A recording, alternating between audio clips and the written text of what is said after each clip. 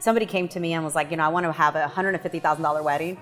I've had a $100,000 wedding, and I got to tell you, I regret every bit of it because I looked around it and it was like, I don't remember it. I don't even know where my wedding dress is. I just remember the most important thing was marrying you, right? Not the actual wedding entertainment of everything.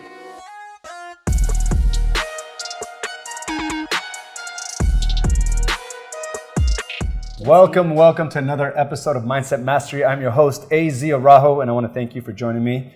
And I do have someone here with me that we're going to discuss a few things when it comes to the hard work, right? And I am a firm believer that the hard work will give you an unfair advantage. What seems like an unfair advantage, but it comes down to your discipline.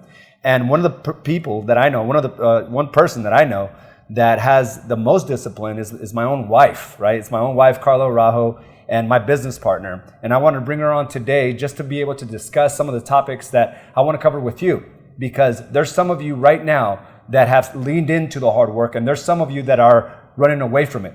So with that being said, Carla, I do want to bring you here because, of course, you are one of the most consistent individuals I know. Wow. And I tell you that all the time. Wow, I was just saying that about you right now. I'm like, how long have you been doing this? Yeah, and it's been 5 years since I've been doing the Mindset Mastery. And I'll tell you what, sometimes it's very hard and very difficult, but I realize that by overcoming that initial thought that it's hard, it's giving me so much power, right? It's giving me so much confidence to be able to just do it over and over again. And, oftentimes it's not to necessarily provide the value that it does for others. It really is for the deposit in myself, realizing that I said I was going to do something and then I go ahead and do it. And a lot of people shy away from that. And I want to read you something that I read online from one of my coaches and mentors. But I want you to kind of I want some conversation about this. But it says, building muscle is hard, so most are physically weak. Starting a business is hard, so most work jobs they hate. Saving money is hard, so most are always broke. Being hungry is hard, so most are overweight. Reading books is hard, so most are glued to their screen. And, you and I have gone through the roller coaster of what it takes to have a business on fire, a marriage on fire, how to be able to be on the same page. But I think both of us lack that discipline, right, at one point or another to really make it great. Why do you think that is? I mean, what do you think causes people to avoid the hard work, right? To avoid the hard work and just delay it? I think for many, if no one is watching, no one's keeping an eye on you, no one really knows if you are making those deposits or not on a daily basis, or the hard work. So it's really hard to escape the hard work that needs to be done on a daily basis if you're not being watched, because we're only human. Yes. And it's like it's not like we're purposely doing, it's just we're kind of sabotaging ourselves without knowing we're doing it. Yeah. It's kind of like, hey, sleeping in, no one's going to know if I sleep in or not, no one's watching me. And I think you and I are very much on the same page and we have the same mindset. And when you have two people coming in like that, it's hard to escape. It's hard to escape the hard work. So it's kind of like we're really real and raw with us. That probably, I would say, caused a little chaos friction, in our marriage. absolutely. And friction in our marriage. But I think overall, when we started seeing each other as business partners, I started seeing you as my coach, I started seeing you as all these other things that I needed in my life to succeed and continue giving those repetitions, eventually kind of turned into my lifestyle, right? So, but that was really, really hard because I had to put the whole marriage aside and understand like, hey, there's this individual who is my coach, who is holding me accountable, and vice versa. I had to do that same thing with you because you were going down, a slippery slope there. And I was like, hey, you saw me rise at a high level and you're like, she's leaving me behind. So when you have two people in a household like that, it's really hard to escape the hard work. Yeah. So if you live alone, if you're doing this on your own, or maybe your wife is doing something else and husband's doing something else, it's kind of easy to escape from that. It's easier to escape from the hard work that is daily, So yeah, no, and it's one of the other things that I found that was very important to my growth. And I say this over and over and over again, and not many get it. And I completely understand. Even the days of our broker, even the days that we were broke of the broker, literally broke to the point we couldn't even buy underwear. That's as funny as it sounds. We invested in our coaches. We invested in coaches. We invested in, accountants. We invested in attorneys. We invested in all these other people that we knew in the long term, selling a couple of our properties to reinvest into our business and our lives was going to take that return because they were basically watching over us. They were our accountability to rise at a high level.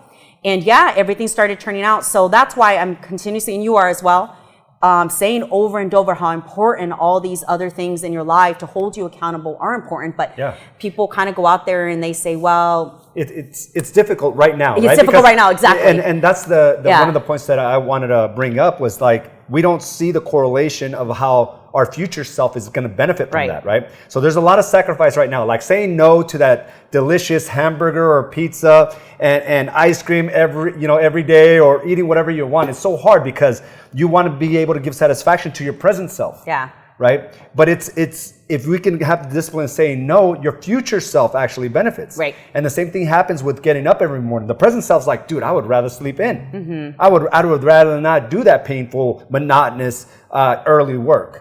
But us realizing, like, I think that's the biggest thing that we've done is realizing that the deposits we make today will benefit us greatly in the future.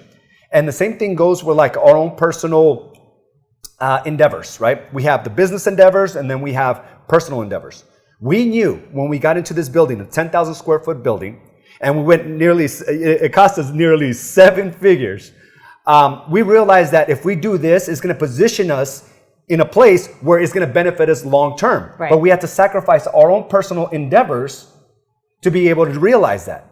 But because we understand that if we do the hard things today, we're going to benefit later on in the future. And now we're doing the same thing with our second location out in Goodyear. There's no reason to really do that, but we understand that if we invest now, right, and leave our own endeavors to the side for a bit, that it's going to pay tenfold, 20-fold, 100-fold for the things that we truly want in our personal lives. I think a lot of our mindset today as business owners comes from experience from many, many years of failures and understanding the pain behind those failures and not doing it again.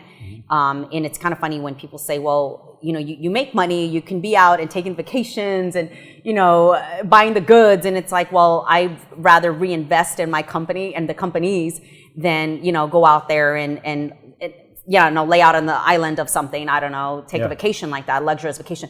And it doesn't mean it's meant for everyone. Right. It just means that for me, I come from a years of experience of many learning lessons. Yes. That my mindset is a completely different mindset today. I have $200,000 in the bank. I'd rather go and look at a property, like what can I invest that's going to be a good return, kind of one of the things, right? Now I have $200,000 in the bank. Let me go take a family vacation, kind of deal. That's not meant for everyone. I'm not saying this is meant for everyone, so no judgment out there. But I'm just saying I think comes from just experience of all this, that your mindset kind of takes a turn and you see what is important to reinvest in yourselves and your company, because what is it going to look like 10 years from this point? And it keeps on paying itself, right? And I think that's a pattern that most of us as small business owners have to follow, because oftentimes we work so hard and we think that now we deserve certain things. We deserve certain, lifestyles, certain luxuries, when in fact, it's the deposit into your business that will pay out greater luxuries and greater vacations. And that's so tough because we want the immediate satisfaction right now. How good does it feel to go out and buy for the women a nice $10,000 purse? I'm sure it feels so great. But what would that have done if you would have reinvested, especially if you're just starting out, into your marketing, which is an expense against your business? And a lot of people don't understand that putting that money towards future money pays off a greater return than just something that you could show off for a few times a month. You know what I mean? And those are things that we had to learn, because we were constantly giving in to the easy. We were constantly giving in to the temptation of the now. Hey, let's go here, let's go there, let's spend here, let's spend there. And we didn't really realize that if we set a nice foundation for our business, that it would continue to pay its dividends and returns to a point where you can have all those things. Yeah. And just last week, I did a live Instagram, and I was like, I said to the camera, I'm going to show you my Lamborghini, I'm going to show you my Ferrari. And really all I showed was this building, right? What I showed is that this is the investment that's going to continue to pay its dividends and returns. And at some point, if I truly want those things, then I'll get it. But it's not something that drives me, that's not necessarily going to pay me a return like this building is. The amount of money that we spend here is going to pay its returns as opposed to that car. Now, do we have nice cars? Absolutely. But it was always on the back of reinvesting in the business first and foremost. Yeah. And that is like the most difficult thing that I think we as small business owners can understand. Yeah. Because it's a lot easier to do the now things that bring us immediate satisfaction things. Yeah. Same thing for being fit, right? And we see this all the time with your Do the Work program. We see individuals that are there, committed, Some only go 30 days, some go 60 days, and some go 90 days. And they say, okay, I got this figured out. What they don't understand is you only got to figure it out to a certain point, what you thought what is possible. But you don't look beyond that to see what really is possible for you. And I think that's where the self-sabotage goes. These begin to regress in how they used to be. Yeah, and I think, again, our brain is wired to, go back to the way either we were raised or the environment or what we saw, earned all these lessons that we didn't learn. Our brain just functions in so many different areas and decisions that we make. I think we're human and we make all these decisions, but I think that I think us being in the industry and having so many clients, we see this repetitive over and over and over again. So it's like everything, it's just the norm, but you have to understand that. I think us, like I said, we've learned through so many years of experience that we have a different mindset. And so we've always now, years back now, it's like our health comes first, everything comes first, reinvesting in our businesses, and then everything comes last. The residual, if we do all these other things, there's residual. But if you succumb to the present needs, there is no residual. You already celebrated that whatever it was at that moment, right? So if you give in to those temptations, if you give in to the easy, like me, I used to give in to hey, let's go out for happy hour. When I didn't realize that if I do that, it doesn't give me any residual the next day. In fact, it held me back. I think our decisions now are like, is it going to serve me? Is it going to serve me? Yeah, and that's a great even question, when people right? invite me to dinner or lunch, and I think it's great. I think bonding with one another is great. I think human contact, it's beautiful. But I always think I'm so busy during the day. Is that dinner going to serve me in any way, shape, or form? Or is this time needed for my family? Because I work so hard, and like we all do. So my thing, and this is something you've taught me, and I've been taught just by my coaches. I'm coaching me today, now as we speak. Moving forward, decisions are: is this going to serve you? And that's a great question. It sounds cliched, right? Is this going to get me closer to my goal, or is it going to get me a step back? But I think that's some of the things that now I understand, I comprehend. Because I remember, Carla, driving into the wealthy parts of town, and I'm looking at these houses, and I'm like, how in the heck do they get there? And I see them driving these cars, and I'm like, how in the hell are they able to afford that? Now, I'm not talking about those individuals that were handed those items, but there's a lot of those individuals, actually a high percentage of those individuals, that they created that wealth. And I'm like, well, how did they do that? Well, they chose to do the hard work now, realizing in the future they'll be able to buy that house on the mountainside. They'll be able to drive those fancy cars, right? Because they decided to do the hard work today. They didn't succumb to the partying late nights. They didn't succumb to the alcohol, to the food, to the walking away from their marriages. They went all in and decided, right, to face what's painful, to face what's not necessarily fun. They put in the necessary effort to make sure that they can get those things. And I guess it's kind of one of those things and it's not here nor there, but it's such a great subject. Somebody came to me and was like, I want to have a $150,000 wedding. I've had a $100,000 wedding, and I got to tell you, I regret every bit of it because I looked around it and it was like, I don't remember it. I don't even know where my wedding dress is. I just remember the most important thing was marrying you, right? Not the actual wedding entertainment of everything. But of course, I'm, brand new. I'm a brand new, I've always wanted this big wedding. I'm young. And so when you have somebody come to me and say, I want to drop $150,000 on my wedding because I can, is it going to serve you in any way, shape, or form? Or is it just photos you're going to look at? It's entertainment. Maybe you can invest in another property. I'm over here thinking business aspect, right? And she's looking at me like, you're killing my vibe. You're killing my dreams. Yeah, you're killing my dreams. But the only reason why I say that is because I cannot tell a brand new bride that you don't want a $150,000 wedding, but I can only speak by experience. Because the way it made me feel like, man, if I can go back to that person being in my 40s, going to the 20-year-old saying, hey, go invest in another property or go put this in somewhere else, not in a $150,000 wedding kind of deal, I probably would have done that. I never had mentors and coaches like I do today. Yeah, no, it's unbelievable. And something that I've always told my 16-year-old, as soon as you turn 18, you are getting a coach. No ifs, ands, or buts on what is next for your life.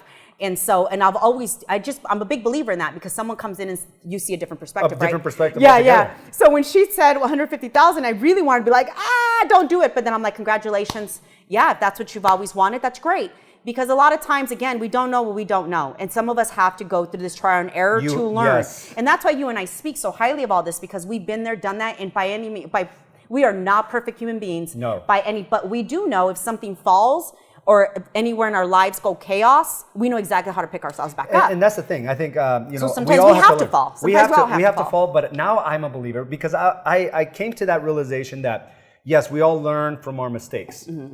But I also believe that we don't have to make it as painful to learn those mistakes. I think we're competent enough. I think we're smart enough. I think we're aware enough to understand that same lesson at a much higher level. Right. But it seemed like the lessons we had to learn, we had to like burn the entire thing right. down. We had to sweep it out to see if there's anything. That's what I meant, because there's nobody there that was ever coaching and telling us. We just kind of like, we thought we knew it all. Yeah. And, you know, again, we're not perfect human beings in our 40s. Sometimes we do think we still knew it all, you know? Exactly. But we know how to stop ourselves where our brain is going. Yes. So it's like, ooh, got to dip that in the boat. We don't know it all, you know? So. And that's what I love. I love about, you know, our brokerage and our different clients is that, you know, oftentimes they are younger in business experience. They are younger in life experience. And, you know, we preach these things not to necessarily hold people back. My whole goal and our whole goal is to just have you become aware so you can make better decisions from that point. Do you have to learn the lessons? Yes. But again, it doesn't have to be to the brink of divorce. It doesn't have to be to the brink of financial crisis. It doesn't have to be to the brink where your health is on the line. You can learn those lessons along the way. So if we're constantly talking and preaching and teaching the things that have served us, right? Served us, where we were able to unite our marriage in a way where we're more bonded today than we've ever been, which is an amazing thing. Where we're making moves that both of us are just like, we're going to make this happen, right? We're not afraid. You're not doubting my efforts and I'm not doubting yours. We just know we're both going to show up. And we're so passionate about that because if you're on this path where you think it's okay not to do the hard work now, trust me, your future self is going to kick themselves in the butt for not being able to do the hard things today. Now, one of the things that I'm proud of is, like, I'm so proud of the 35-year-old me. I'm so proud of the 30-year-old me that decided to make some changes in my life so I can reap the benefits today. Right. And the type of moves, Carla, the type of moves we're making right now, just recently, last week, right? Whereas multiple, like, you know, millions that are up in the air, it really just gets me thankful for the people we were and decided, right, to collide in our marriage so we can come together and say, okay, this is what we want. Why are we keeping ourselves from happiness, from love, from respect? Why are we constantly colliding when we both want the same things? You wanted love, respect, and appreciation. Guess what? I wanted the same thing too. But yet we were creating this consistent friction for no reason. So we decided to talk to each other and say, okay, this is what I want, this is what you want. It's like, do we want it together? Yeah. And that conversation alone changed our dynamic because yes, I wanted that with you and you wanted that with me. But yet life stresses, life issues kept us away from that. And we got clear about the business as well. We said, okay, are we all in or is it sometimes in? Well, again, I think we made that decision that we're all in together because we've been there before where we failed and we know what that felt like. We know what it feels like to be stung and burned. So, and then we looked at each other like, what's the worst that can happen that hasn't already happened? Yes. We've already been burned and stung. We know what that feels like and it feels beautiful and wonderful because we rise. Right? It's like a whole new body just was made again all over again, spiritually, emotionally, and everything. So it's a beautiful thing to fall and burn. I always tell that to young people, like go and burn and fall as soon as you can. Yeah. So you can learn from all these great lessons in bad investments, good investments kind of deal. But, you know, I think the reason why you and I have clicked so well and became such an awesome business partner side by side is because we know exactly what it feels like. And we were in it together where most are not in it together. And so I'm almost waited for you to step up. You almost waited for me to step up. And we're both kind of like this, you know, it's always like this. And now that we're on the same page, it's almost become untouchable on the decisions that we make. Like no one's going to go in there and doubt that decision that you and I have already made. And I think it stemmed from the fact that I was excusing myself from doing the hard things, right? Like I would escape having these conversations for many years. Instead, I would say, hey, I got to go to this business meeting. I would have to fly out for a week when really I didn't have to go out. But in my mind, it was a lot easier going out there and pretending I was getting more business as opposed to sitting home and realizing that we have some major issues in our marriage. Same thing. Right? I think one of the reasons why I wanted to escape when I would get upset, like we don't spend any time together, we don't go on vacation, we don't do this. I've also wanted to escape the big headaches, you know, because when things get chaos and crazy and I'm like, okay, well, there's a little bit of money here. Let's just go take a vacation. Yeah. It was like, I just wanted to escape. I wanted to escape because I knew the bigger problems were still there. Yeah. Only to find out when we would do that, it would be sabotaging because we'd come back to the problems all over again. Yeah. I'm like, why do we keep repeating these problems here and there, right? It's only because we avoided what needed to be done on a daily basis on these deposits. And no, it was just like, hey, what is I think when you and I got straight on it, was like, what does 5 years going to look like? What is 3 years going to look like? You know, what is 2 years going to look like? And that's exactly how we ended up in this building. Yeah. What are all these years? What is 10 years going to, now we're setting ourselves up with like mentality. What is 10 years going to look like? Yeah. You know, so, and I think that's where we're kind of on the same plan is what are these years going to look like?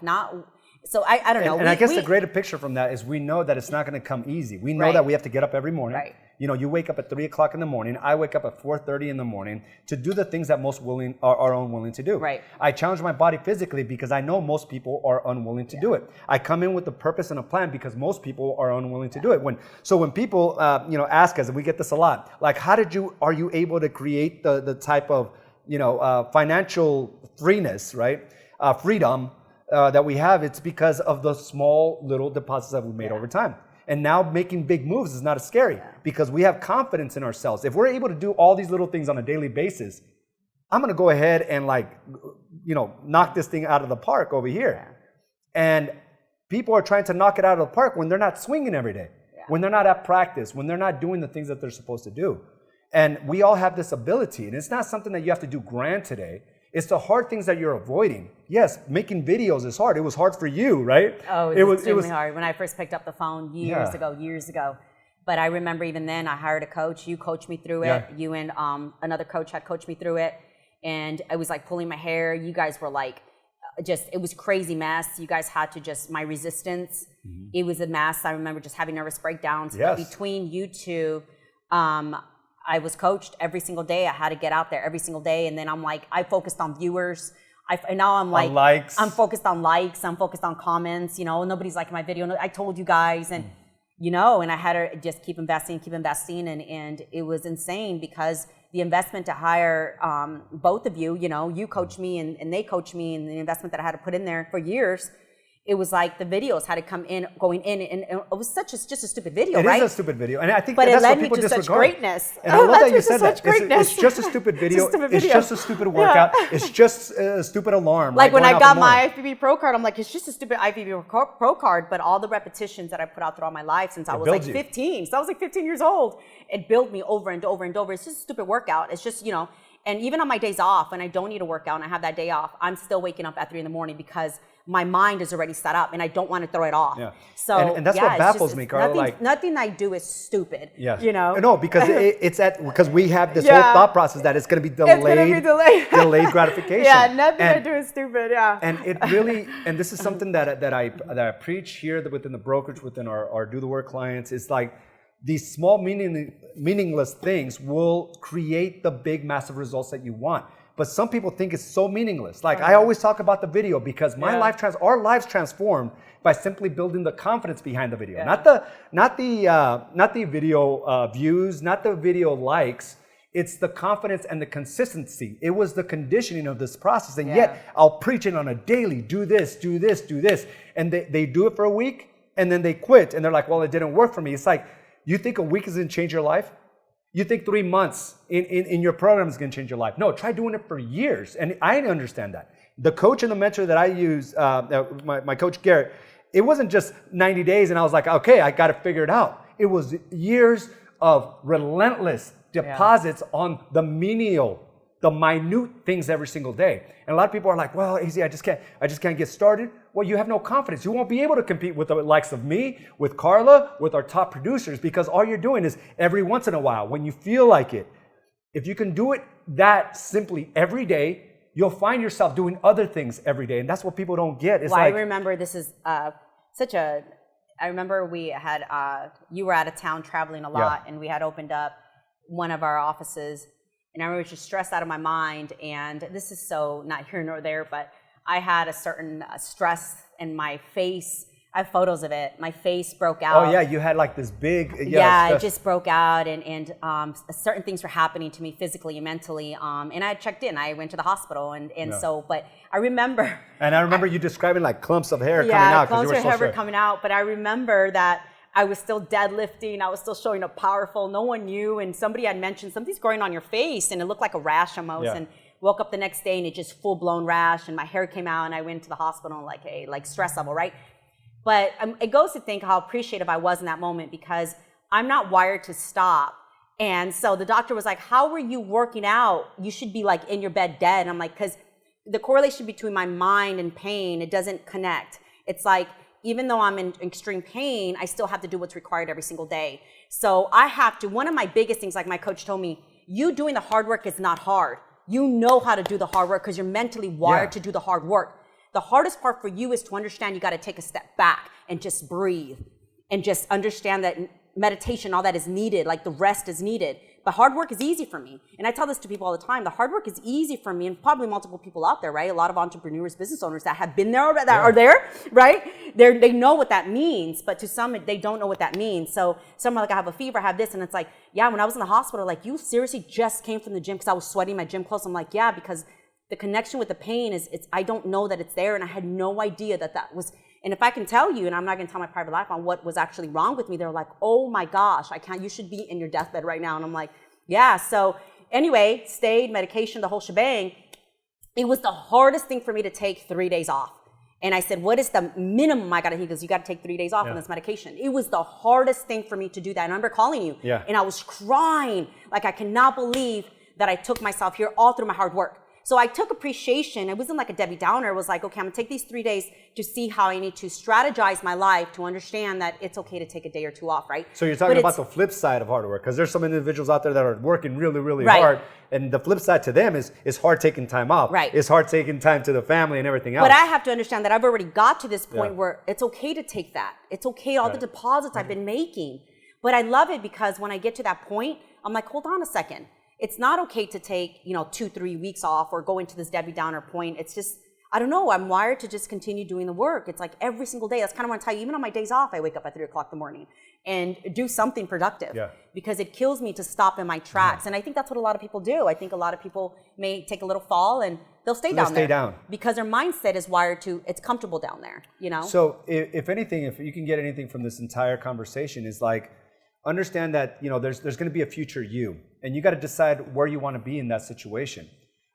So you conceding to certain things today will only get you further away in the future. And what we've done is just, again, correlated that the small sacrifice, the small investment, right? We talked about sacrifice and investment because a lot of times we think that, we're sacrificing sleep, we're sacrificing this, that, or the other one. In fact, we're investing into our future to better ourselves. So for me to feel the way I am and benefiting from all the hard work as I was a 35-year-old, a 37-year-old, a 39-year-old, like, I'm really grateful for that person.